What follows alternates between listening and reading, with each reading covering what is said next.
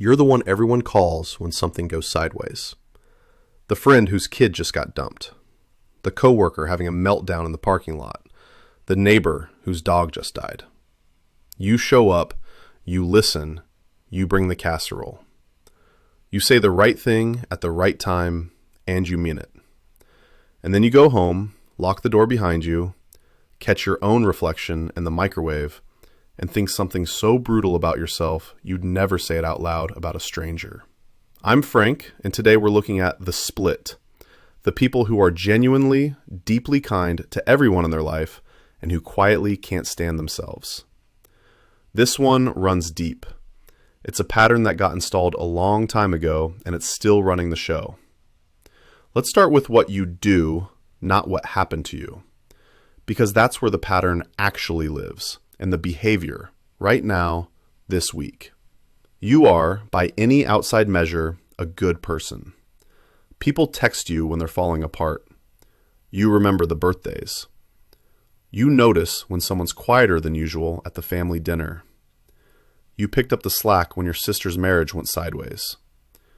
You've got a running mental spreadsheet of everyone's medications, everyone's appointments, everyone's kids' allergies, everyone's boss they hate. You are, functionally, unpaid emotional infrastructure for about 11 people. And if any one of them came to you and said the sentence you say to yourself in the bathroom mirror, "You're pathetic, you're a mess, you're too much, you're not enough, what is wrong with you?" you would be horrified. You would sit them down. You would go into full rescue mode. You would tell them, gently but firmly, that they're being cruel to themselves and it isn't true. You believe it when you say it to them. You do not believe it when they say it back. That gap is the whole video. The gap between how you treat other people and how you treat you. That gap didn't show up in your 30s or your 40s. It was there when you were 7. You just didn't have a name for it. Here's the first piece of the puzzle, and it's a good one. There's a study out of Comenius University, published in BMC Psychology, that looked at the different kinds of inner critics people carry around. Turns out there are 6 distinct types. Some of them nag. Some of them push you to work harder. Some of them are perfectionists who genuinely think they're helping. Annoying, but survivable. And then there's the one the researchers called the destroyer. This one has no interest in helping. This one has no interest in making you better. The destroyer runs on self-loathing. Its whole job is to tell you that you are fundamentally broken, defective at the core, wrong in a way that can't be fixed. Not you made a mistake, you are a mistake. If you just felt something click reading that, you know which one you've got. Here's the thing that matters. The researchers found that the single intervention that actually moves the needle on the destroyer is self-compassion. Easy enough on paper. Except they also found something else. For most of the people who beat this thing, self-compassion couldn't come from inside first. It had to be modeled by someone else. A therapist, a friend. Somebody outside your head being kind to you in a way you couldn't be kind to yourself. Over and over until you finally started to borrow it. Sit with that. The reason you can be so good to your friends and so vicious to yourself is that kindness, for you, has always been an outbound signal. You know how to send it. You've never really learned how to receive it. When someone tries, you deflect. You change the subject. You make a joke. You say, "Oh, stop." You are, functionally, allergic to the exact thing that would help. So how did the wiring get flipped this way? Where does a person get an inner voice that would make a drill sergeant flinch while their outer voice is basically Mr. Rogers? The research is pretty clean on this one. The harsh inner critic doesn't grow in kids who felt fundamentally seen and cared for. It grows in kids who rarely, if ever, felt good enough. Nobody had to be screaming at them. Sometimes nobody was saying much of anything. Indifference, distraction. A parent who was physically there and emotionally on another planet. A house where feelings weren't cruel, they were just not a topic. Not something anyone brought up. Not something anyone asked about. The kid's brain, being a kid's brain, does what kid brains do. It looks around, sees that its inner world isn't being reflected back by anyone, and makes a decision. Not a conscious one, a survival one. The problem must be me. If I were different, they'd notice. If I were better, they'd care. If I were less of whatever I am, this would work. That's the seed. That's where the destroyer moves in and sets up shop. Not from a single big, awful moment, from a long, quiet accumulation of nothing much. This has a name. Clinicians call it childhood emotional neglect. And here's why it's the sneakiest thing in the world to spot in yourself. It's defined by what didn't happen, not what did. There's no scene, there's no story, there's no moment you can point to and say, there, that's the thing that broke me. Jonice Webb, who's written a lot of the foundational stuff on this, describes the classic profile in her writing at Psychology Today. Adults who remember their childhoods as basically happy. Good parents, roof over their head, food on the table, nothing dramatic, and who nevertheless feel, deep in the bones, that something is wrong with them. And when they try to trace it back, they can't find a source, so they default to the most efficient explanation. It's me. It's my fault. I was the problem. That's the loop. Feeling bad plus no explanation equals I must be bad. It closes on itself and it just runs. You know who's especially good at running this loop? People who grew up in the 70s and 80s, and households where the emotional temperature was set to, we don't do that here. Where, how do you feel about it, wasn't a question anyone asked. Where the response to a kid crying was often some version of, shake it off, you're fine. Where love was there, but it looked like a packed lunch and a working car, not a conversation. Nobody was a monster. That's just what a lot of the adults raising you had gotten themselves. And you can't hand down what you never got. Which brings us to the language problem. And this one is wild. There's research. Alan Shore at UCLA has done a lot of the neuroscience side of this, and clinicians like Annie Wright have written it up for a general audience, suggesting that when a kid grows up in an emotionally missing environment, the wiring for identifying and naming your own feelings doesn't develop the same way. There's a real clinical term for the result, alexithymia. It literally means no words for feelings. Adults with a history of emotional neglect tend to score higher on it. What that looks like in real life is not that you don't feel anything. You feel plenty. You just can't tell what any of it is. You feel bad and you don't know if it's sad or angry or tired or hungry or lonely or scared. It's just bad.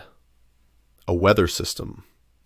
A low pressure front sitting on your chest at 4 p.m. on a Tuesday for no reason you can identify. And when you can't name it, you can't do anything about it. You can't ask for help with it because you don't have the words. You can't self-soothe because you don't know what needs soothing. So you do the thing you've always done.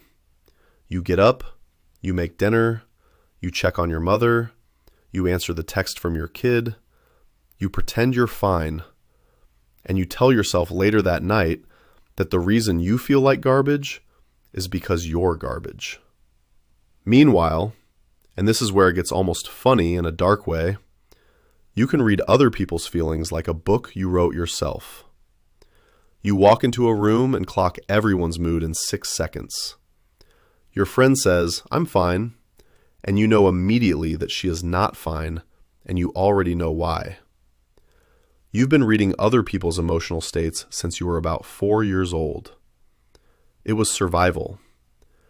When the adults around you weren't going to tell you what they were feeling, you learned to figure it out yourself, so you could adjust, so you could keep things calm, so you could be the good one, so you could stay out of the way of whatever storm was coming. You became a professional interpreter of everyone else's inner life, and you never got issued the same dictionary for your own. Before I keep going, I've been working on something on the side, a book called Psychology of Gen X. It gets into a lot of this, the stuff that got wired into you young and what it's doing to you now, the patterns you can't quite explain about yourself. Links in the description if you want to look. And to everyone watching, sharing this stuff, genuinely, thank you. If you want to go a step further, there's a Patreon too. Subscribers get early access to videos with no ads, and you help keep the channel running. That link's right there as well. QR code's on screen. Okay, back to it. So you're the interpreter, and here's what an interpreter does when they can only speak one direction. They take care of everybody. That's the next piece. The clinical folks describe this pattern over and over. Kids who grew up emotionally unseen become adults who are highly functional caretakers for everyone else while quietly feeling unseen themselves. That's you. That's the whole thing in one sentence. And there's a specific engine underneath it. Some part of you, way down under the floorboards, is running an experiment that never ends. The hypothesis is, if I give enough, if I show up hard enough, if I am useful enough, maybe one day I will finally feel worthy. Maybe if I take care of enough people, the math will finally tip.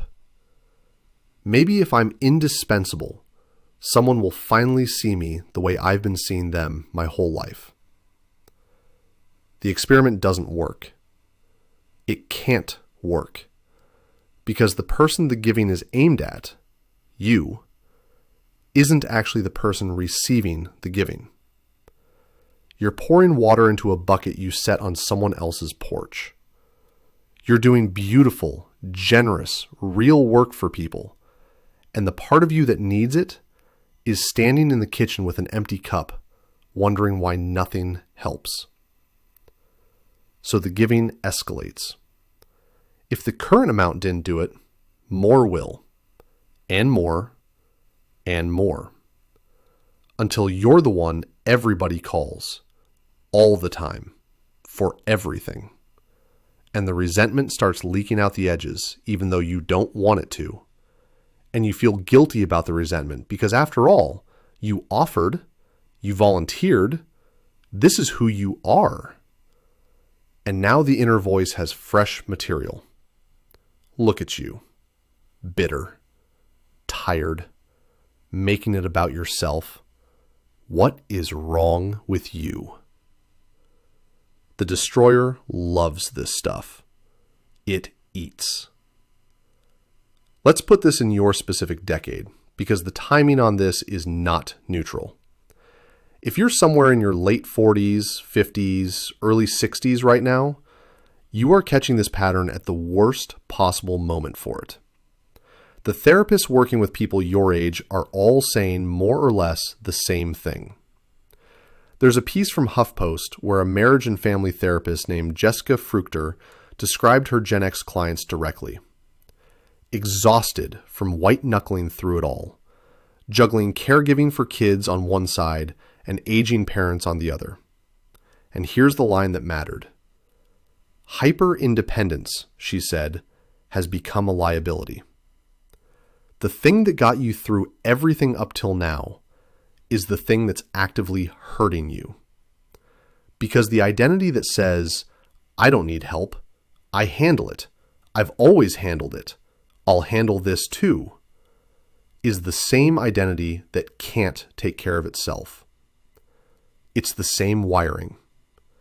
The kid who learned that their needs weren't a topic grew into the adult who genuinely believes their needs are still not a topic. Nobody's telling them that anymore. They told themselves for so long that it became the operating system. And now the demands are bigger than they've ever been. Your mother's memory is going. Your father needs a ride to the cardiologist.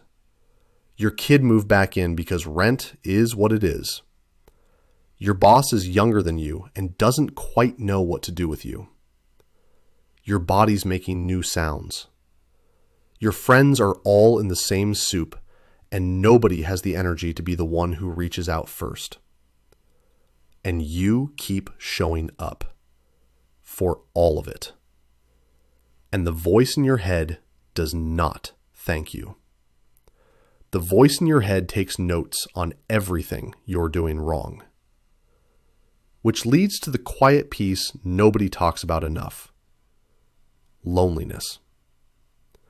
Cigna's research group Evernorth did a big loneliness study, Loneliness in America 2025, surveying thousands of U.S. adults. The headline number was that more than half of Americans said they were lonely. But here's the specific piece that hits for this crowd. Lonely people in your age bracket reported significantly worse mental health, more depression, more anxiety than their non-lonely peers. And the whole thing runs quieter for people your age than for younger generations. Younger folks talk about being lonely constantly, publicly, on the internet, to each other. People your age tend to be lonely in silence, in their car, at the kitchen counter at 11 p.m., in the driveway, before they go in the house. Because remember, you're the one everyone leans on, the one everyone calls. You are, by definition, not supposed to be the lonely one. That's the whole brand. So even admitting it, even inside your own head, feels like a betrayal of the role. And the destroyer's right there with a fresh angle. Look at you, surrounded by people, loved by everyone, and still miserable. What is wrong with you? There it is again. Same voice, different day. Now here's where all of this locks together into one machine. Because you might be listening to this and thinking, okay, fine. I've got a mean inner voice. I take care of a lot of people. I'm tired. I'm a little lonely. Welcome to being alive. So what? So this. There's a paper out in PLOS One that did a linguistic analysis of self-criticism across two groups, university students and patients with depression. They were looking at how self-criticism actually shows up in language, and what they found was that this kind of self-criticism, the harsh, global, I am bad kind, does more than make you uncomfortable. It's what they call a transdiagnostic vulnerability factor, which means it doesn't cause one specific thing. It feeds a whole family of things. Depression, anxiety, eating stuff, substance stuff, self-harm, suicidal thinking. It's a common upstream pressure that flows into a lot of different downstream problems. Which is to say, the voice in your head isn't a quirky personality feature. It's a health issue. Untreated, it's the thing sitting behind a lot of other things you might already be dealing with and haven't quite connected the dots on. The insomnia. The drinking that got a little heavier over the last 3 years and you're not really tracking it. The way food went from something you liked to something you either avoid or use.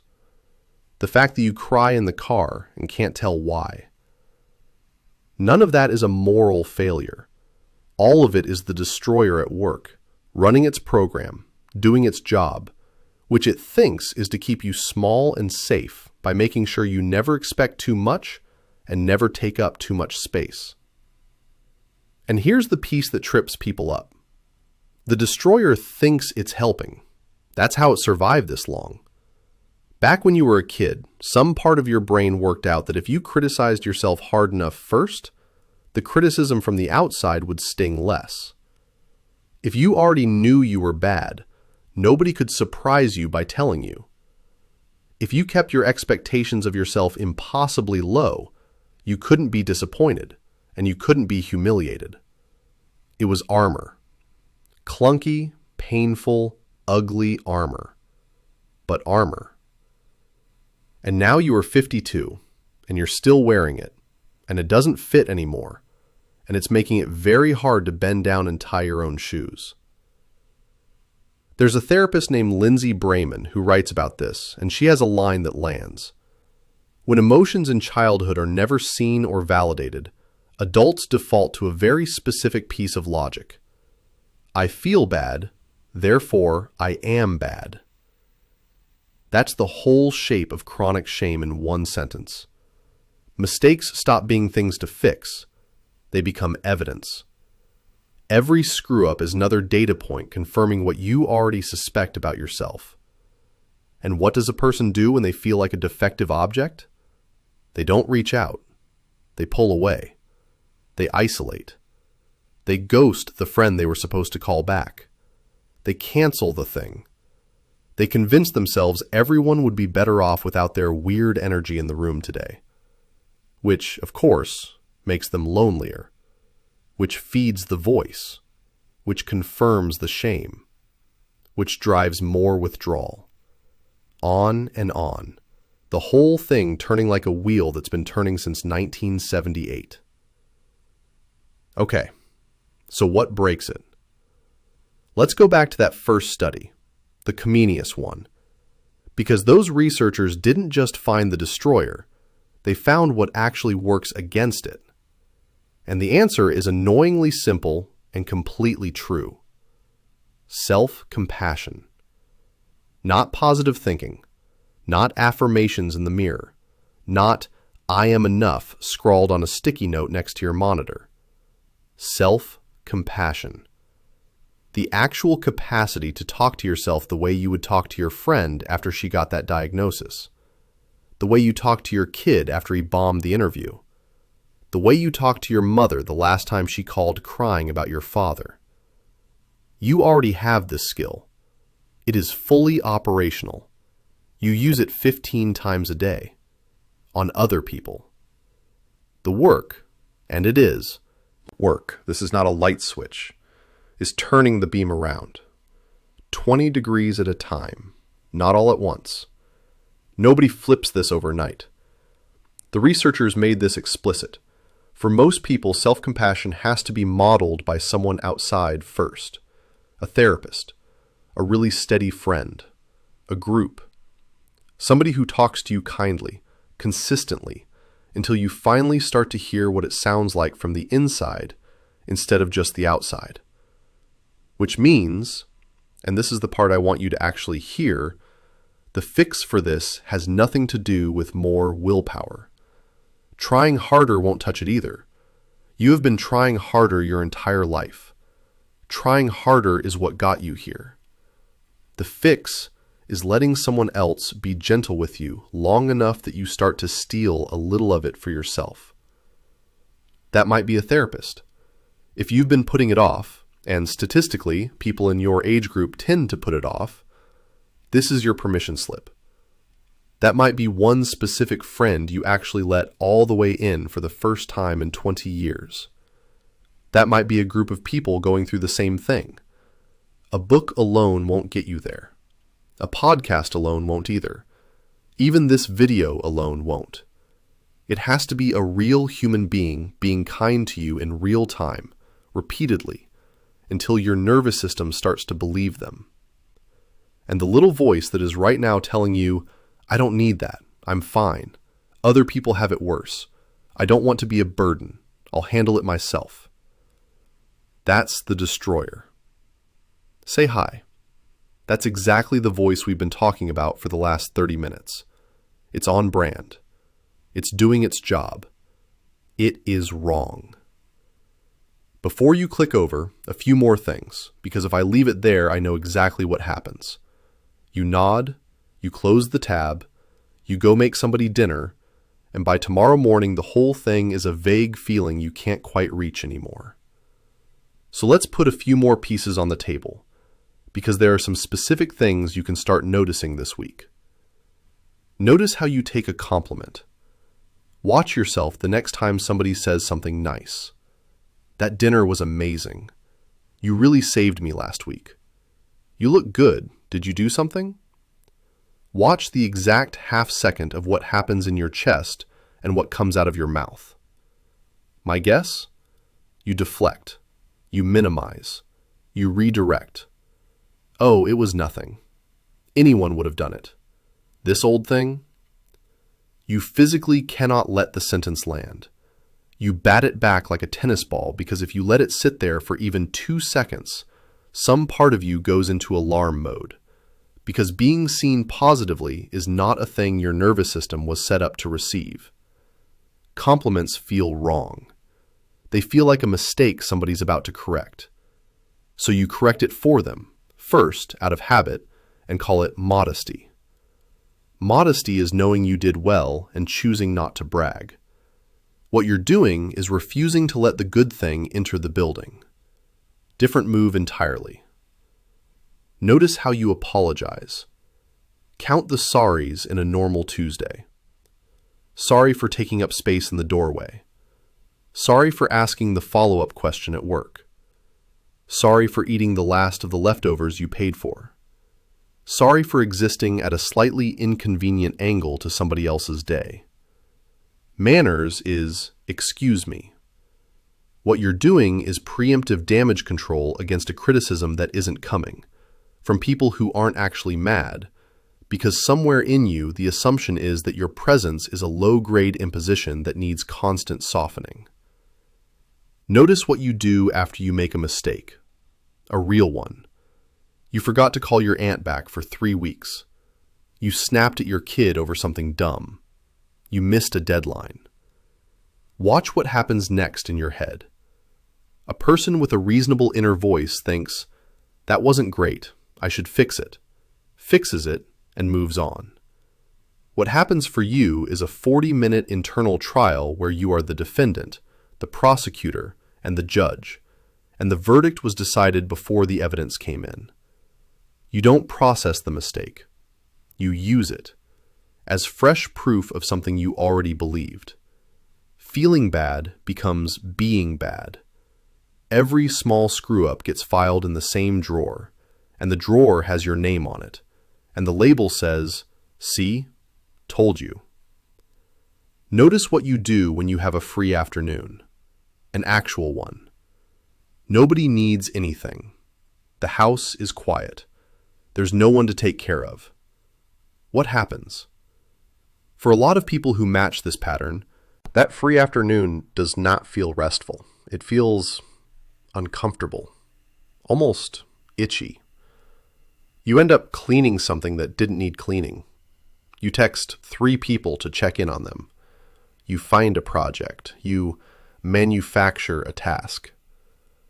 Because sitting still with yourself, with no one to be useful to, brings you face to face with the person the destroyer has been talking about all these years.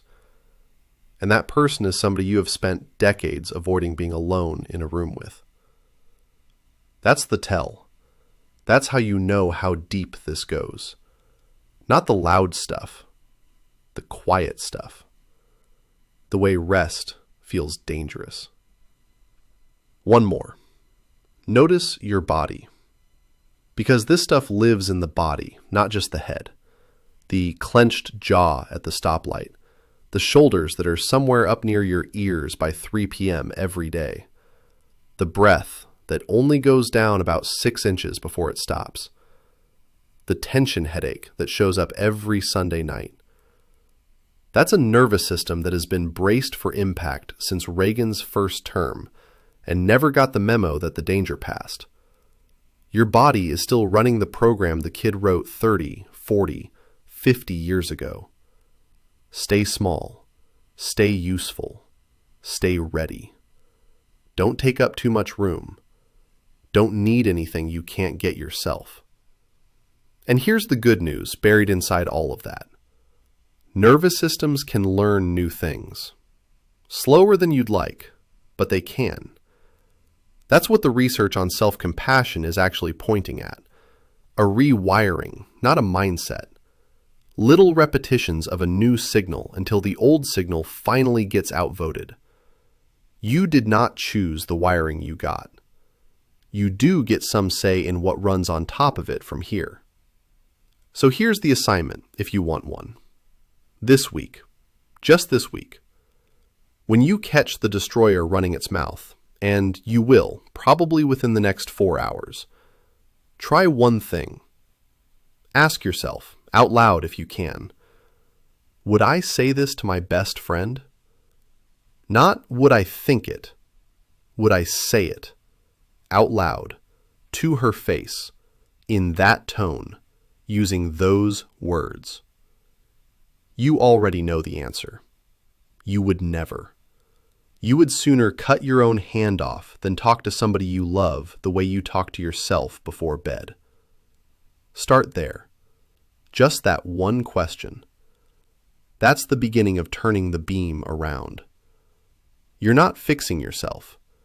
You are noticing, over and over, that the standard you hold for everyone else in your life is a standard you have never once extended to the person doing all the holding. That person deserves it too. That person has earned it.